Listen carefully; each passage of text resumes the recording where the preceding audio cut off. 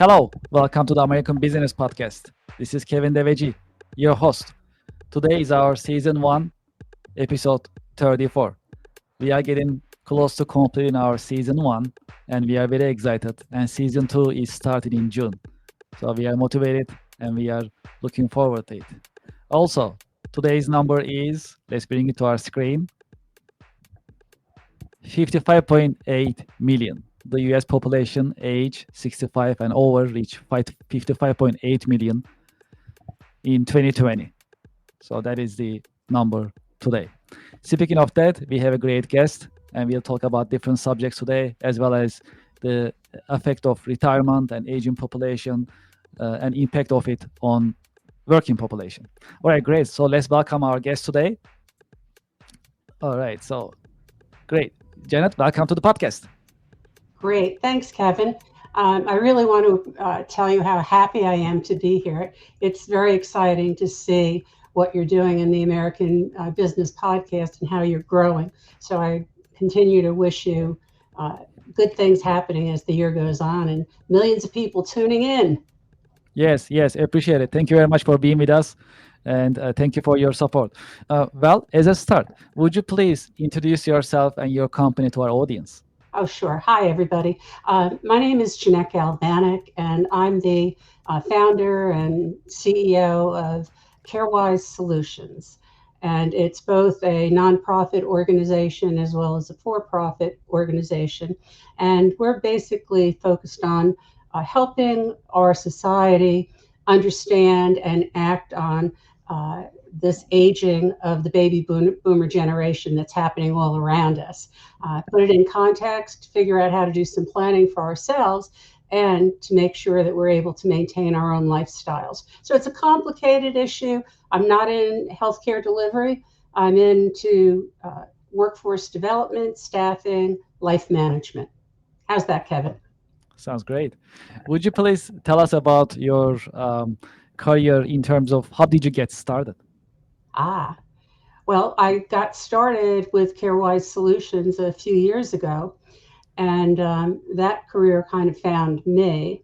I was a senior executive at actually the largest telecommunications company in the world. So I got to sit at the board table and in the C-suite, and I was doing really well. My mom was very happy to see me on TV and on the front page of the Wall Street Journal. You know, those kinds of things that make you go, yeah, great. But what happened was that we adopted two girls from Eastern Europe, and one was 5 and the other one was 2. And they, after the first year, presented with some developmental disabilities, which we now know ends up being a more common situation than we did, 20 years ago. But anyway, the situation was that you don't really talk about family and you don't talk about disabilities when you're sitting in the boardroom. And being the only woman there, I clearly wasn't going to talk about it. So as I continued to do what I needed to do professionally, I found more and more that my life was getting unraveled. And I finally left that position, burnt out, and needing to repair my life and my health and well-being. So that's the story. And when you look at your job, if you can tell us a little bit more, what are the exciting and challenging parts of your work? Yeah, well, I think the biggest challenge is that in the beginning, I thought that I was dealing with disability care and how could we be operating in the world without an adequate system, because you would consider disability of millions of people in the United States, whether it's autism or a more serious issue. I shouldn't say more cerebral palsy, blindness, those kinds of issues that are more in upfront for the general population to understand. But how could we not have in America the kind of structure that we need so that families can work, maintain their income, and make sure that those that they love are getting the support that they need? And I couldn't understand it. So in my mind, I kept circling around, and then I started physically circling around and say, how could this be? How could this be? And then I rolled into the conversation about elder care.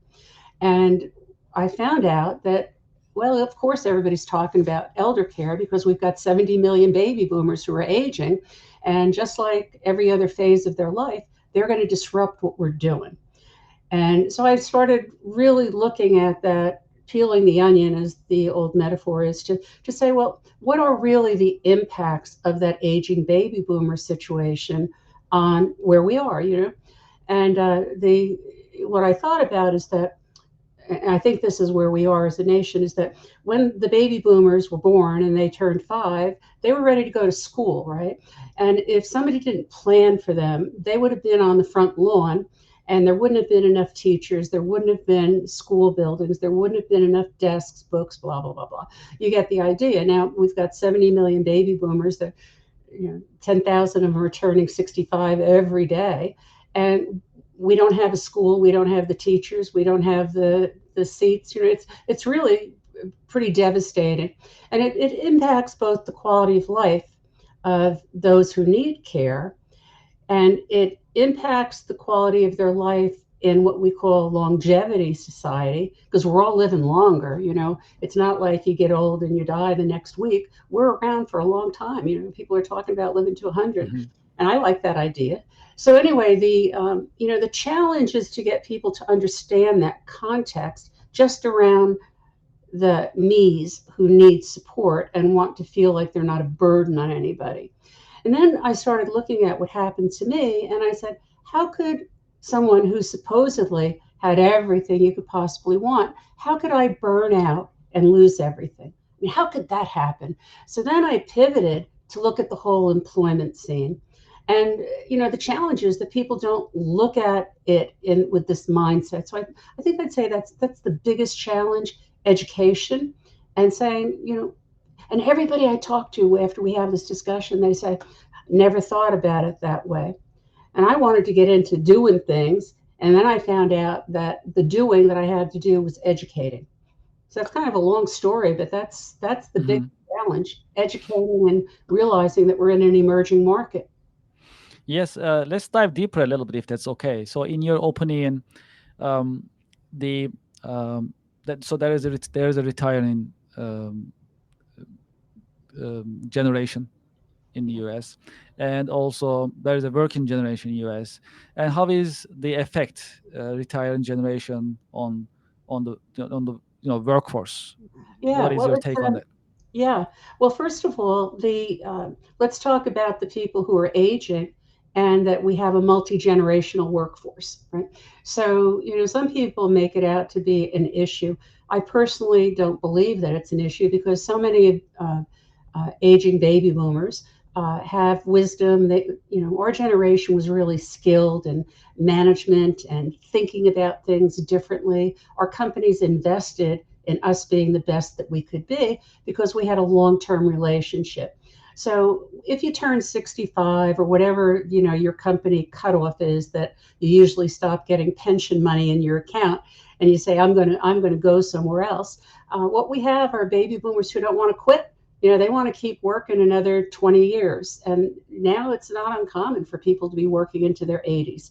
So the availability of this skilled and more wise workforce is there, if we indeed have flexibility about when they fit in on their terms. So I think it's a great opportunity. It's kind of like the baby boomer gig workers. You call them and they can come in. They could, some of them are rocket scientists, and some of them are frontline workers at Whole Foods.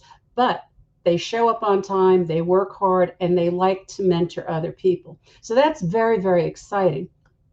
So it's a new labor market.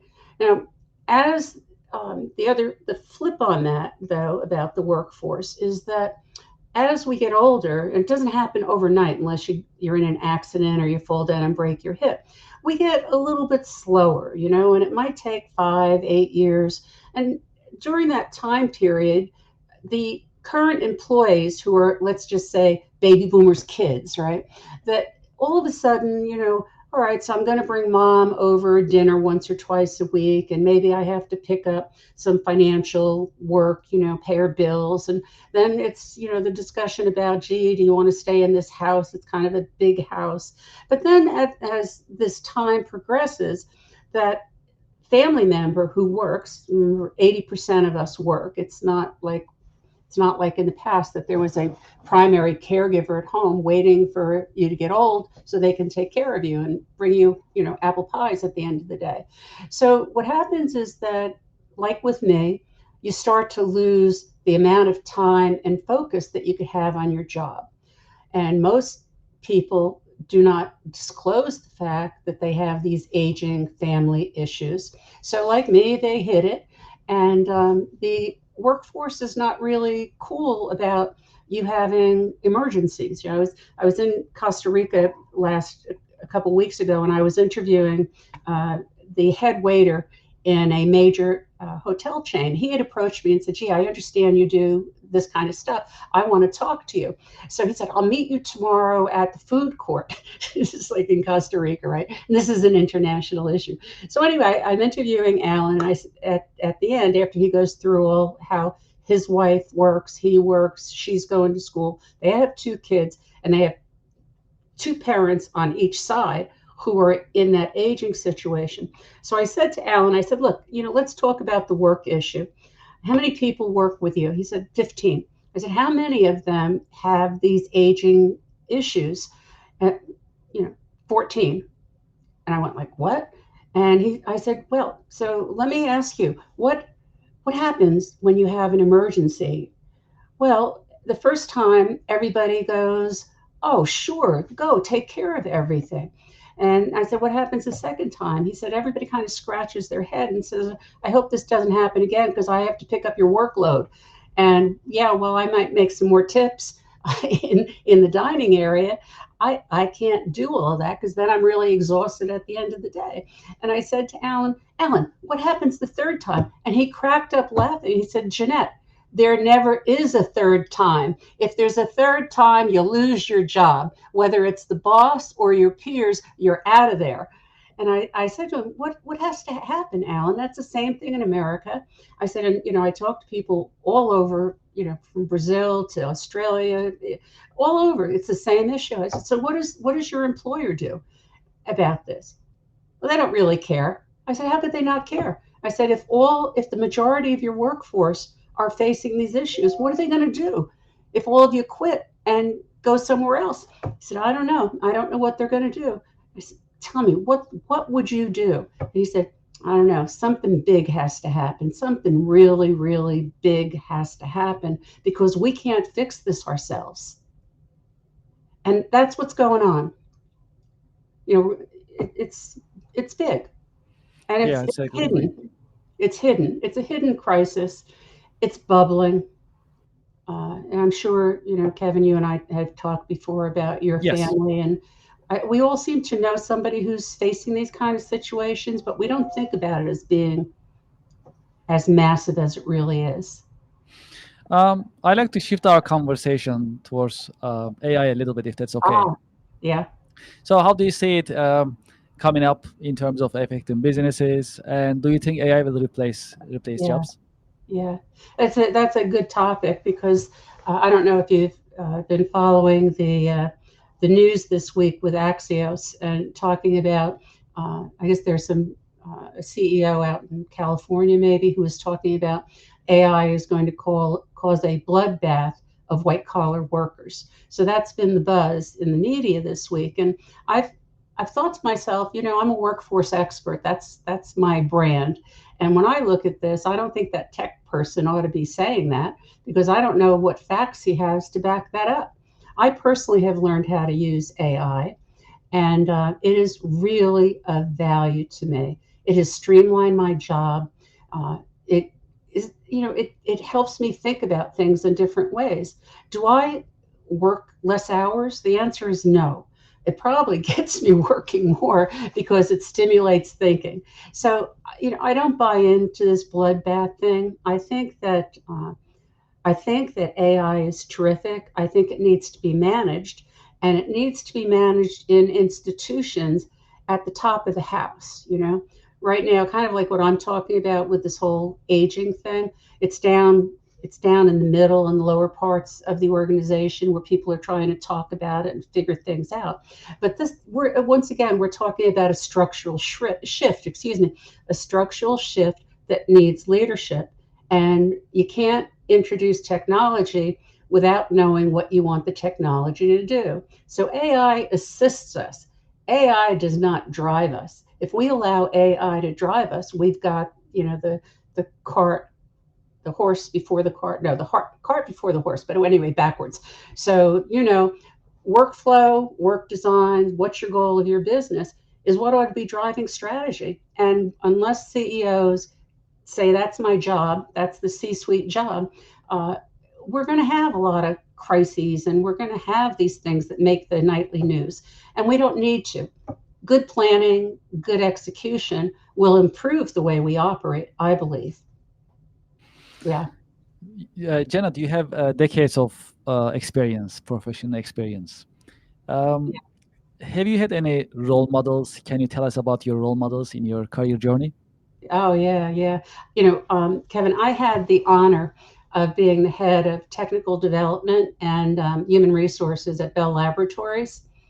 And I have to tell you that when I say honor, there has to be a bigger word for that. But, you know, Nobel Prize winners would come in and, you know, flip a candy bar on my desk and put their feet up. And we'd talk about things that were, you know, the black hole. Arno Penzias was one of my big role models. Arno was not only brilliant, and he and his colleague at Bell Labs, you know, identified the black hole, but the people who invented transistors and on and on and on and on. No matter where I walked, there was another role model, you know. But after, you know, 25 years at my telecommunications company, which now people figure out where I was, but that I think that my biggest role models are my daughters, and because I am so uh, I'm so excited how they've embraced the challenges in their life. Having been orphans, my older daughter was an abused and abandoned kid. To have come from that kind of disparity, uh, they were a highly discriminated against group of people. To come against ethnic cleansing, to come against abuse, abandonment, living in an orphanage, and then coming to America, they could have chosen to become bad girls, you know, and they're wonderful human beings. They're caring, they're smart, they work hard. They've become like you know, my little managers, you know, and I'm so proud of people who overcome the challenges and barriers and just assume that's who they ought to be. So yeah, there's some big role models, big ones, but people who really have demonstrated courage are the people that I admire the most. How about some lessons learned that you can share with us? Any lessons Oh, learned that comes to your yeah, mind? yeah. Yeah, I used to get myself in a lot of trouble because I was, you know, I was a thinker and a strategist, and I also had legs. So I think about something, and people would say, you know, she thinks about it one day and it's getting done the next, you know, and it's true, which was really disruptive for people because most of us really don't want change in our jobs or our lives. We want some stability. And, you know, my challenge was to figure out how to bridge where I was to where people were at and bring them along, uh, and also to hear what they had to say, so they bring me along. You know, so I think I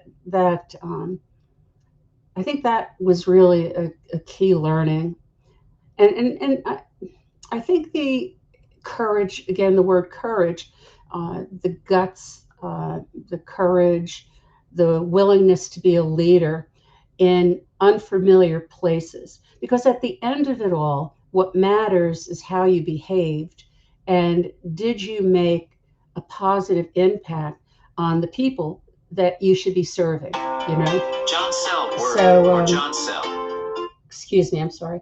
So anyway, that's the yeah, that's I think being your genuine self, having courage, guts, and bring people along with you and go along with them too. Yeah, sounds good. So, well, um, uh, we are the American Business Podcast for the next generation. So the most important mission that we have is to share informative content, educational content with next generation as well as today's. Right. So for the next generation, do you have any career advice that you can share with them while they are getting ready to enter the market as well as starting their careers? Yeah, yeah. I think the one message, and I know that I give this to my daughter and her friends, and they're not babies anymore; they're young adults. Is that there's again, it's a mindset shift. We're not in the industrial era anymore, and a lot of people you work with have that industrial era structure. You've got to be there exactly at 8 o'clock, or you're late, or you've got to do it my way. And I think that I would say to people, look, we have to jointly educate each other, and we have to advocate for ourselves. But you don't want to burn bridges with those people who operate differently. So you have to walk in their shoes a little bit, but you also have to be able to go in and communicate what you need, which means you have to be clear about who you are. And because of all this turmoil and change that everybody's experiencing, I think more this next generation needs to say, I'm in charge of my career, I'm in charge of my life, and I need to negotiate to get where I want. That doesn't mean I get aggressive, it doesn't mean I offend people. It means that I build my plan, I communicate, and then I make progress towards that plan and help people support me. That's, I think, really important. Thank you very much for this. Well, for those listeners that we have an audience, anyone who likes to get in touch with you and continue this conversation, what is the best way to get in touch with you? Yeah, sure. I'll do it personally. They can contact me on Jeanette at carewisesolutions.com. That's my direct email. I strongly encourage you I have 3 websites, but I would direct you to the one that's a little bit more educationally oriented. That's www.carewisesolutions.org. So go there, scout around. If you have questions, let me know. But remember that just as I'm talking about in your life and your career, advocating, look around and see if there are people who are struggling with this issue. See what you can do to support them. And by the way, make sure that you start thinking about what you're going to do in your family. And if you're getting a little bit older, what you're going to do for yourself. Contact me, email me, go on the website. And if you want to do something in your corporation or your nonprofit organization, for-profit organization, let me know. We've got a whole suite platform of education and hub services and other things that could help ease everybody's life. So that's it. That's the story. Janet, thank you very much for being with us today, and I wish you a great weekend. Oh, thanks, Kevin. You have a great one too. Thank you very much. Appreciate it. Okay. Bye-bye now. Thank you very much. Bye now. Well, to our audience and to our listeners, that was another great conversation that we have on the American Business Podcast. I hope you enjoyed it, and we'll continue these conversations on weekly basis. Well, as you know, we just passed 30,000 YouTube subscribers on YouTube. If you haven't done so, please go to our YouTube channel and subscribe to the American Business Podcast for the next generation, ABP. We really appreciate your support. Please subscribe, like, and share your thoughts on our YouTube channel. And please join this growing business community. Also, if you have an idea, if you like to be a guest in our podcast, if you know someone who likes to be a guest, you can send us an email, americanbusinesspodcast@gmail.com. We keep an open mind. We are very responsive, so feel free to reach out. If you have feedback, we also welcome it as well. We love to hear from you, and the best way is to send us an email, americanbusinesspodcast@gmail.com. Also, if you go to our website, americanpodcast.tv, you can also see our coming schedule. We post it on weekly basis, and you can see the coming episodes, who's going to be our subject matter expert guest speaker, and what we will be talking about, the subject that we'll cover. You can see that as well. Also, we have a new sponsor, IPVanish VPN. So we put the link on the screen. I use IPVanish VPN, works solid. If you are looking for VPN, IPVanish is a good choice. You can use the link that I'm sharing, and we appreciate their sponsorship and support for your company and organization. If you like to be a sponsor, if you like to advertise on our fast-growing Popular Business Podcast, you can also send us an email, americanbusinesspodcast@gmail.com. We will be happy to work with you and craft a mutually beneficial business sponsorship or advertising environment on the American Business Podcast. Well, we are completing season 1 on the American Business Podcast. Well, we just started earlier this year, and we are growing really fast, and we truly appreciate your support. And season 2 is also starting in June. So we are very excited. We truly appreciate your support, and we have a ton of informative and educational subjects that we put together on our pipeline. We have a really good pipeline for entire year, so it's gonna be fun. So we'll complete season 2. Season 3 is coming, and we keep planning for you, and we'll make sure that every week you get the educational and informative business content from us. I'd like to thank you for your time and thank you for your interest. I am looking forward to having you at the coming American Business Podcast episode. Thank you very much, and have a good weekend.